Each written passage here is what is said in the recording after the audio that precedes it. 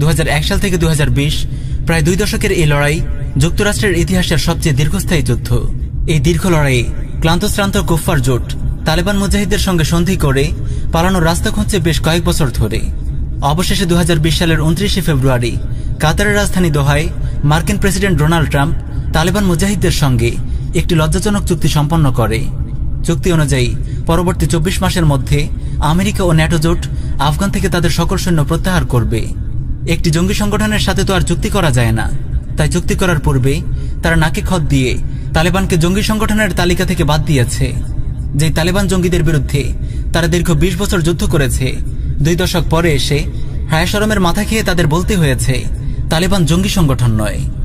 শুধু তাই নয়, চুক্তির পর গত 29 ফেব্রুয়ারি 2020 কনজারভেটিভ পলিটিক্যাল অ্যাকশন কনফারেন্স সিপেকে দেয়া এক ভাষণে মার্কিন প্রেসিডেন্ট মিস্টার ট্রাম্প বলে, তালেবানরা মহান যোদ্ধা। And I'll say this for the Taliban, they're great fighters, you know that, obviously they're great fighters. All you have to do is ask the Soviet Union, are they great fighters? They are great fighters. সুবহানাল্লাহ, জিহাদ যুগে যুগে এভাবেই মুসলিম উম্মাহকে সম্মানিত করেছে এবং কাফেরদেরকে লাঞ্ছিত ও অপদস্থ করেছে। 1 মার্চ 2020 সালে বিবিসি প্রকাশিত একটি রিপোর্টে এসেছে, ব্রাউন ইউনিভার্সিটির একদল গবেষক কস্ট অব ওয়ার প্রজেক্ট নামক একটি গবেষণা প্রতিবেদন প্রকাশ করে। এই প্রতিবেদনে বলা হয়, আফগান যুদ্ধে ব্যয়ের যে সরকারি হিসেব দেখানো হয়েছে তা যথেষ্ট কম। প্রকৃত যুদ্ধ ব্যয় প্রায় 2 ট্রিলিয়ন বা 2 লক্ষ কোটি ডলার। মার্কিন হিসেব মতে এই দীর্ঘ লড়াইয়ে আফগানে 2300 মার্কিন সৈন্য নিহত হয়েছে, পঙ্গু বা আহত হয়েছে 20,000, ব্রিটিশ সৈন্য মারা গেছে 450 জন। এছাড়াও ন্যাটো জোটের আরো কয়েকশো সৈন্য প্রাণ হারিয়েছে। সংখ্যা দেখে বোঝা যায় এটি নিছক লোক দেখানো সরকারি হিসেব।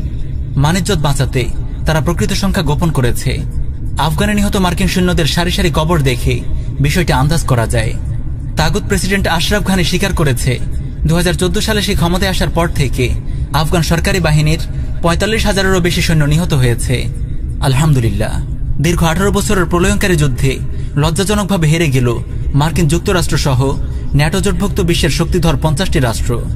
আরব আফগান মুজাহিদদের পদতলে পিষ্ট হল কুফফার গোষ্ঠীর দম্ভ। নিঃসন্দেহে এই বিজয় গোটা কুফফার বিশ্বের বিরুদ্ধে মুসলিম উম্মাহর বিজয়। এই বিজয় উম্মাহর পুনরুত্থানের পথে এক বিশাল মাইল ফলক। সাম্রাজ্যবাদীদের নিয়ে পশতুন একটি প্রবাদ আছে, ঘড়ি তোমাদের হাতে কিন্তু সময় আমাদের হাতে। আলহামদুলিল্লাহ, সময় সত্যিই এখন মুসলিম উম্মাহর হাতে। খোরাসানের জিহাদ এখন আর আফগানের সীমানায় আটকে নেই।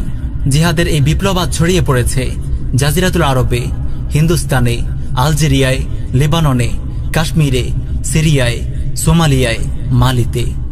উম্মাহর মানুষ রাজ্যে এই জিহাদ সাহস ও উদ্যমের এক প্রলয়ঙ্কারী ঘূর্ণিঝড় সৃষ্টি করেছে। ইমাম মাহদিকে স্বাগত জানাতে যেন সাজ সাজ রব পড়েছে চারদিকে। 21 শতাব্দীর শুরুতেই মুজাহিদদের এই ফাতহে মুবিন, এই মহাবিজয় বিশ্ব কুফফার জোটের বিরুদ্ধে এই মহাযুদ্ধের দামামা যেন চিৎকার করে ঘোষণা করছে, এই শতাব্দী জিহাদ ফি সাবিলিল্লাহর শতাব্দী, এই শতাব্দী মুসলিম উম্মাহর বিজয়ের শতাব্দী, এই শতাব্দী খেলাফা আলা মিনহাজিন নবুওয়াহ প্রতিষ্ঠার শতাব্দী।